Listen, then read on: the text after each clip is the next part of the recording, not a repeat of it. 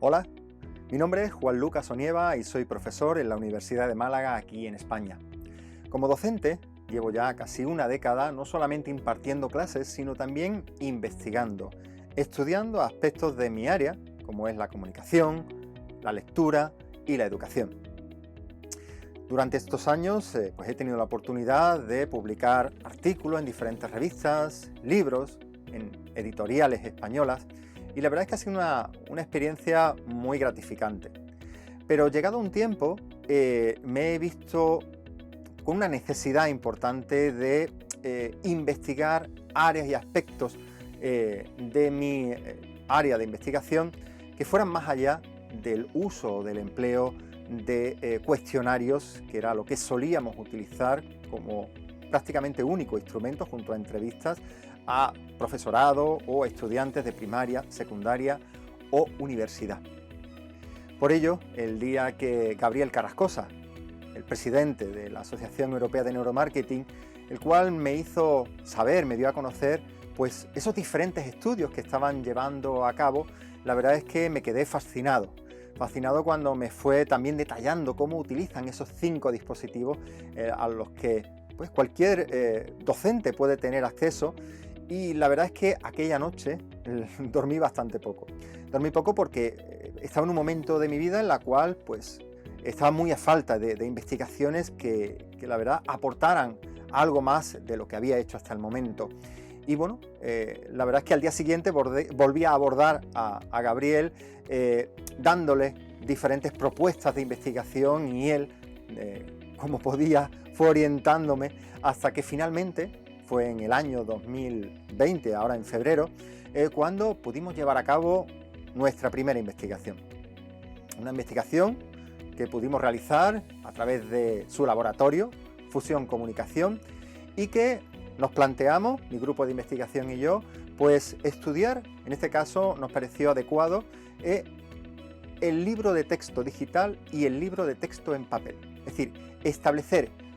cómo funciona el cerebro de un niño y una niña al realizar lecturas y al realizar ejercicios en ambos tipos de dispositivos, así como realizando trabajos grupales y ver si hay algún tipo de diferencia o no al respecto. Pues bien, esta investigación que llevamos a cabo ha dado como título la realización de un artículo que actualmente está siendo revisado por pares en una importante revista y que, pues bueno, uno de los objetivos que tengo con esta pequeña charla que estoy llevando ahora mismo con ustedes es compartir qué ocurrió con este estudio, cuáles fueron los resultados llevados a cabo, así como qué otros estudios se nos han planteado realizar a cabo con los dispositivos de neuromarketing. Pues bien, nuestro estudio es un estudio que tiene como título Estudio neurocientífico aplicado a la lectura y a la realización de ejercicios en libro de texto en papel y digital con estudiantes de educación primaria. Este estudio de casos lo llevamos a cabo con un grupito reducido de 3 estudiantes en el que empleamos los 5 dispositivos de neuromarketing y en una situación en la que nuestros participantes, los estudiantes, pues realizaban actividades y lecturas en ambos formatos. Y la verdad es que los resultados, desde el punto de vista emocional, físico y psicológico, fueron muy interesantes. Sobre todo porque cuando nos fijamos en todo lo que tiene que ver con lo digital y cuando hablamos de incorporar elementos digitales, por ejemplo, un aula, ya sea de primaria, secundaria o universitaria, siempre nos viene a la mente la idea de innovación, de mejora. Pues bien, en este caso, la verdad es que los resultados fueron muy llamativos. Por ejemplo, desde los parámetros emocionales, los resultados en todos los participantes a este respecto fueron bastante homogéneos, es decir, el nivel de compromiso y de atracción hacia ambos recursos, el libro de texto digital y el libro de texto en papel, fue muy parecido. Algo que se corroboró igualmente al tomar los datos de la expresión facial de cada uno de los participantes, en los cuales destacaron los gestos de atención y las expresiones neutras. Pues bien, en cuanto al nivel de aceptación, cabe destacar que el libro de papel fue mucho mayor que el del digital. Es decir, los datos en cuanto a simetría frontal o la dilatación pupilar fueron de casi el doble en el caso del libro de texto en papel. Es decir, que a través de su diseño, de sus actividades, de sus ejercicios y de su composición estética, fue mucho más atractivo para nuestros participantes. También pudimos evidenciar cómo algunos de nuestros participantes tenían unos altos niveles de estrés y muy bajos niveles de relajación, ya fuese utilizando cualquiera de los dos dispositivos, pero sobre todo, y eso nos llamó mucho la atención, en el caso del libro de texto digital. Esto nos ayuda a entender cómo puede afectar la realización de diferentes ejercicios o lecturas en estos tipos de formatos, ya que cuando utilizamos los 5 dispositivos cuando estaban realizando trabajos grupales del mismo contenido, en este caso era de lengua y literatura, la verdad es que los niveles de estrés eran muy bajos y el nivel de compromiso y de atracción fueron obviamente mucho más altos que al utilizar los libros de texto, ya sea en formato papel o digital. Pues bien, la verdad es que en este sentido pudimos hacernos una idea de, digamos que pudimos llegar a afirmar que más que por su función, que tiene múltiples posibilidades, en este caso el libro de texto digital como medio, tiene actualmente mucho más atractivo para el alumnado, para nuestros participantes, fue mucho más atractivo el libro de texto en papel.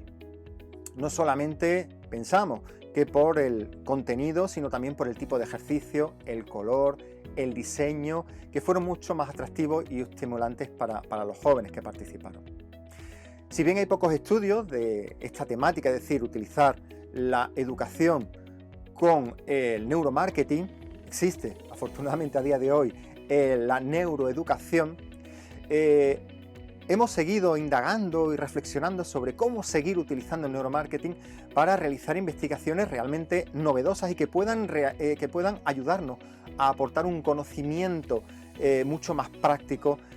con el que los jóvenes estudiantes, ya sea en etapa de primaria o secundaria o universitaria, puedan mejorar su proceso de aprendizaje. Y nos hemos planteado diferentes estudios que, bueno, de alguna manera quiero compartir con ustedes, pues, para dar ideas de cómo los docentes universitarios podemos aplicar el neuromarketing en nuestros estudios e investigaciones que llevamos a cabo cada año.